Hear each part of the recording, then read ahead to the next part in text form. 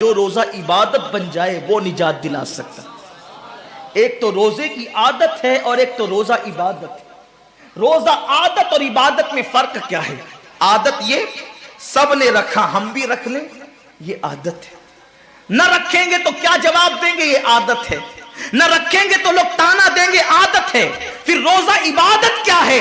روزہ عبادت یہ ہے کہ اللہ نے روزہ رکھنے کا حکم دیا ہے اور مصطفیٰ جان رحمت نے روزے کا حق یہ بتایا ہے، اگر تو روزہ رکھے تو صرف بھوکا پیاسا نہ رہے بلکہ تیرا ہاتھ بھی روزے دار رہے، تیری زبان بھی روزے دار رہے، تیری آنکھ بھی روزے دار رہے، تیرا پیر بھی روزے دار رہے، تیرا کان بھی روزے دار رہے۔ کان روزے دار اس طرح کہ کان اللہ کے ممنوع کردہ چیزوں کو نہ سنے، ہاتھ روزے دار اس طرح ہاتھ اللہ کے منع کردہ کاموں کو نہ کرے، زبان روزے دار اس طرح کہ زبان اللہ کی ممنوع کردہ چیزوں کو ادا نہ کرے، پیر روزے دار اس طرح کہ پیر اس جگہ چل کر نہ جائے جہاں اللہ نے جانے سے منع کیا ہے۔ جب تو ان سارے اعضاء کو روزے دار بناتا ہے تو ایسے روزے کے معاملے میں میرا اللہ فرماتا ہے روزہ میرے لیے ہے اور میں ہی اس کی جزا ہوں۔ ہر عمل کی جزا جنت ہے، روزے کی جزا خدا کی ذات ہے۔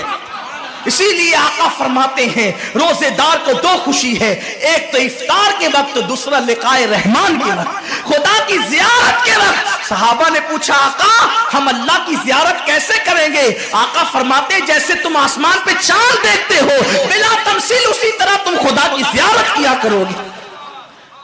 یہ روزے داروں کی شان ہے۔ آج کے روزے کیا ہے؟ جس میں جھگڑا، جس میں غیبت، جس میں چگلی، جس میں فساد۔ روزے کو عادت مت بناؤ، روزے کو عبادت بناؤ۔ احساس مٹ گیا، عبادتوں کا احساس مٹ گیا، گناہوں کا احساس ختم ہو گیا۔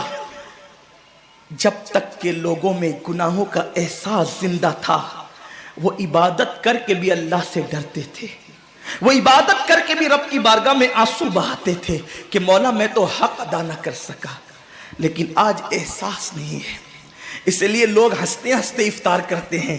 حالانکہ صحابہ کا معمول تھا جب افطار کا وقت آتا وہ ہاتھوں کو اٹھا کر کے روتے اور کہتے مولا روزہ تو چلا گیا لیکن روزے کا حق نہ ادا ہو سکا، آنسو بہاتے ڈرتے۔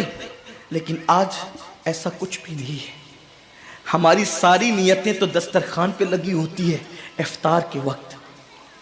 آئیے ایک بات نکل آئی، احساس گناہ۔ کیا ہے احساس گناہ؟ آقا نے فرمایا نا کہ جب رمضان شریف کا حق ضائع کر دو گے تو اللہ تم سے عزت کو چھین لے گا، تم ذلیل و رسوا ہو جاؤ گے۔ احساس ختم ہے گناہ کا، اسی لیے رمضان شریف میں بھی گناہ کرتے ہیں، اور گناہ کر رہے ہیں تو ذلیل ہو رہے ہیں۔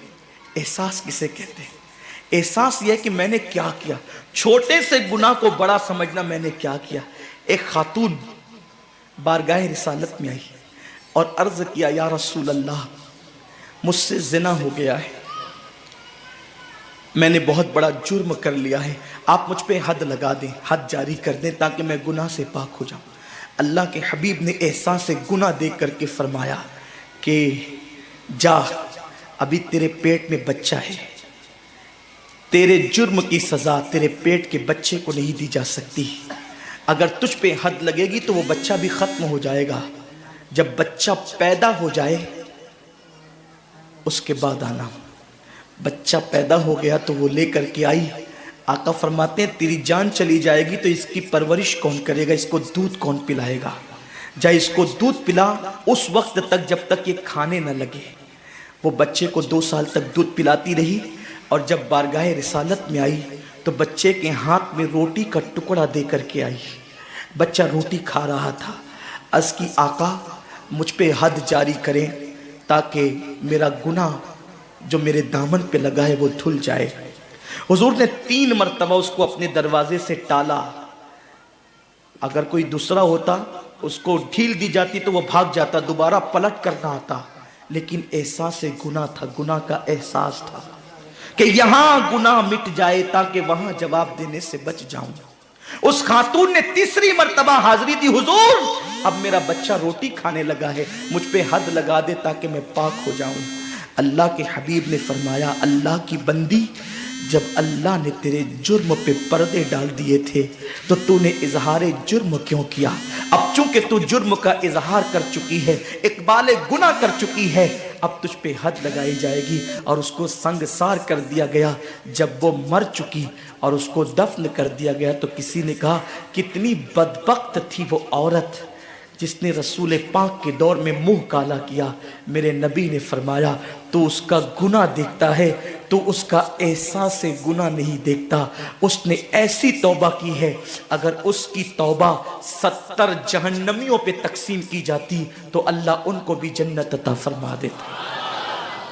آقا کریم صلی اللہ علیہ وسلم فرماتے ہیں جو رمضان شریف میں گناہ کبیرہ کرتے ہیں، اب گناہ کبیرہ کی بہت بڑی تعریف ہے، اس کو نہیں بیان کروں گا، لیکن جو گناہ کبیرہ بڑا گناہ کرتے ہیں، پہلی بات تو چونکہ میرا مسلک صوفیہ ہے، صوفیہ سے کسی نے پوچھا کہ گناہ بڑا کیا ہے؟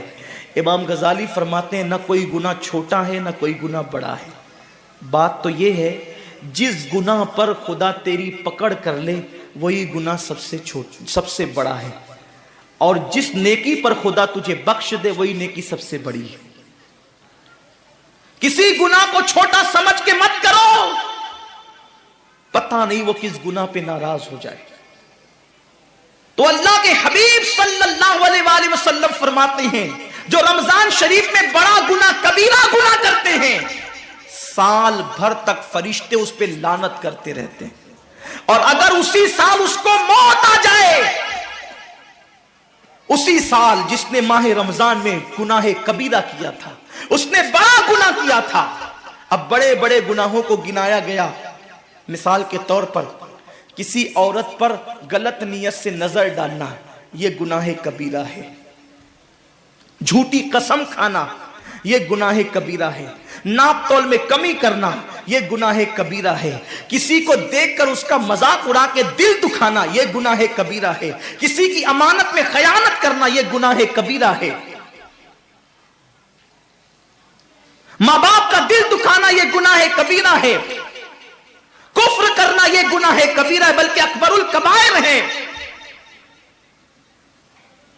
70 کی فہرست امام سیوطی نے گنائی ہے، اور پھر 70 کی فہرست گنانے کے بعد فرماتے ہیں 70 پر یعنی 1 2 3 4 والا 70 نہیں، بلکہ اللہ کے حبیب نے یہاں جو 70 فرمایا ہے یہ 70 گنتی والا 70 نہیں ہے، بلکہ کثرت بتانے کے لیے 70 ہے۔ جیسے کہ ہم کہتے ہیں نا میں نے تجھے 50 بار سمجھایا تو نہیں مانا، میں 100 بار تیرے گھر آیا تو نہیں ملا، تو اس کا مطلب یہ نہیں کہ 99 کے بعد ایک جو ملا کر کے آتا ہے وہ 100 نہیں، گنتی کا 100 نہیں، یہاں 100 بتانا کثرت بتانے کے لیے ہے، یہاں 50 کہنا کثرت بتانے کے لیے ہے۔ تو اللہ کے حبیب فرماتے ہیں 70 بڑے گناہ ہیں، یعنی اتنی طویل تعداد میں اتنی کثرت سے ہے بڑے گناہ کہ تم ان کو شمار نہیں کر سکتے، بس اتنا کہ جس گناہ پہ خدا ناراض ہو جائے وہ بڑا گناہ۔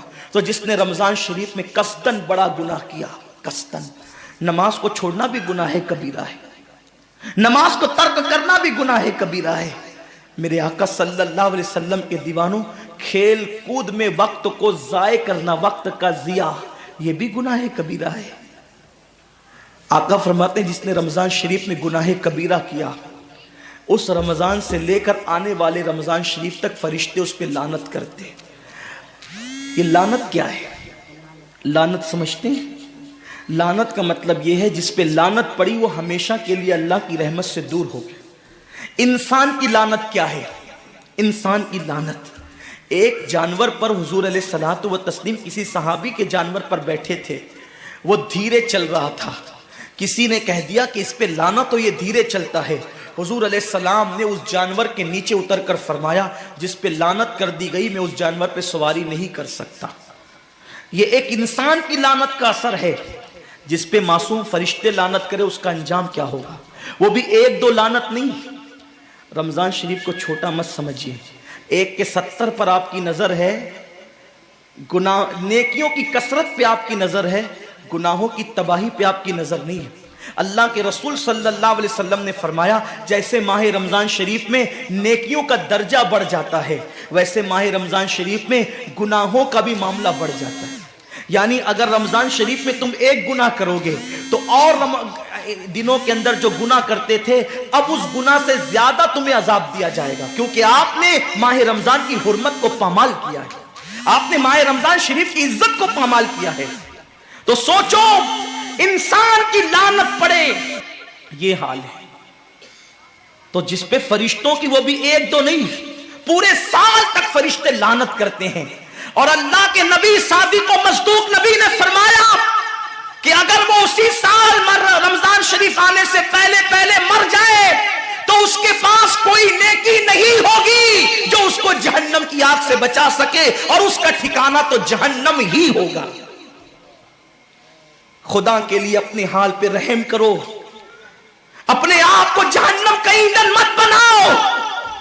ہمارا جسم اتنا طاقتور نہیں ہے کہ ہم اپنے جسم پر جہنم کے عذاب کو برداشت کر سکے۔ میری قوم کے جوانوں، اپنی جوانی پہ اترانے والوں، اپنی قوت پہ ناز کرنے والوں، اللہ کے رسول صلی اللہ علیہ وسلم فرماتے ہیں کہ جہنم کی آگ کی ایک چنگاری اگر دنیا کے سمندر میں ڈال دی جائے تو دنیا کے سارے سمندر آگ سے بھڑکنے لگے۔ اس چنگاری کو، وہ جہنم کی چنگاری کو سمندر ٹھنڈا نہیں کر سکتے، بلکہ سمندر کو وہ ایک چنگاری بھڑکا دے گی اور سمندروں کے اندر آگ لگ جائے گی۔ جو ایک چنگاری سارے سمندر کو بھڑکا دے، اللہ اکبر، اس جہنم کے اندر یہ چھوٹا سا وجود جو چھوٹی سی، اللہ اکبر، اگر بتی کے چٹکے کو برداشت نہیں کر سکتا، جو چراغ کی لو کی تیز کو، جو چراغ کی لو کی حرارت کو برداشت نہیں کر سکتا، جو سگریٹ کے چٹکے پر بے قرار ہو جاتا ہے، یہ چھوٹا سا وجود جب جہنم کے اندر داخل کیا جائے گا اس وقت اس وجود کا کیا ہوگا؟ میرے آقا مصطفیٰ جان رحمت فرماتے ہیں کہ جب پہاڑوں کو جہنم میں ڈالا جائے گا تو پہاڑ ایسے پگھلنے لگیں گے جیسے نمک کو پانی میں ڈالنے سے نمک پگھلنے لگتا ہے۔ میرے بھائیوں، خدا کے لیے اپنے حال پر رحم کرو، اپنے آپ کو جہنم کا ایندھن مت بناؤ۔ اللہ اکبر، تراویح کے وقت میں پیر پھیلا کر محلوں میں بیٹھنے والوں، روزوں کے وقت میں چھپ چھپا کر کھانے والوں، اللہ کی غیرت کو چیلنج مت کرو۔ اللہ کے حبیب نے فرما دیا کہ جو گناہ کبیرہ رمضان شریف میں کرے گا سال بھر فرشتوں کی لعنت ہوگی۔ آپ کہتے ہیں مسلمان کلمہ پڑھتا ہے، مسلمان نبی کا غلام ہے، مسلمان نبی پہ جان قربان کرنے کے لیے تیار ہے، اتنی مصیبتوں میں کیوں ہے، اتنی تکلیفوں میں کیوں ہے، کیوں تباہ ہو رہا ہے مسلمان؟ ارے جس پر فرشتے پوری سال لعنت کرے وہ قوم تباہ نہ ہوگی تو کیا ہوگا؟ اس قوم کے گھر نہ جلیں گے تو کیا ہوگا؟ اس قوم کی بیٹیوں کی آبرو نہ لوٹے گی تو کیا ہوگا؟ وہ قوم غربت کی چکی میں نہ پسے گی تو کیا ہوگا؟ آؤ سچی توبہ کر لو، توبہ کے دروازے کھلے ہوئے ہیں، اپنے گناہوں کا احساس کر لو، نادم ہو کر قدرت کی بارگاہ میں پلٹ جاؤ۔ میرا رب فرماتا ہے فَفِرُّوا إِلَى اللَّهِ، کہاں جا رہے ہو؟ دوڑو اللہ کی طرف، پلٹو اللہ کی طرف۔ بڑے سے بڑا پاپی اگر خدا کی طرف احساس گناہ لے کر، ندامت کے آنسو لے کر اللہ کی بارگاہ میں پلٹا ہے تو اللہ نے اس کو مغفرت کا پروانہ عطا کیا ہے۔ میرے رب کا وعدہ ہے جو میری بارگاہ میں پلٹتے ہیں میں ان کو لوٹاتا نہیں ہوں، میں ان کو معاف کر دیتا ہوں۔ سبقت رحمتی علی غضبی، میری رحمت میرے غضب پہ سبقت لے گئی ہے۔ وہ رب جو 70 ماؤں سے زیادہ پیار کرتا ہے، امت کی تباہی کا اتنا ہی خیال ہے تو ہم رمضان شریف کا احترام کیوں نہیں کرتے؟ ہم رمضان شریف کا اہتمام کیوں نہیں کرتے؟ کیوں ہم اللہ کی عبادت کی طرف نہیں آتے؟ آؤ اپنے گناہوں کا احساس لے کر خدا کی بارگاہ میں پلٹو تاکہ تباہی سے بچ جاؤ۔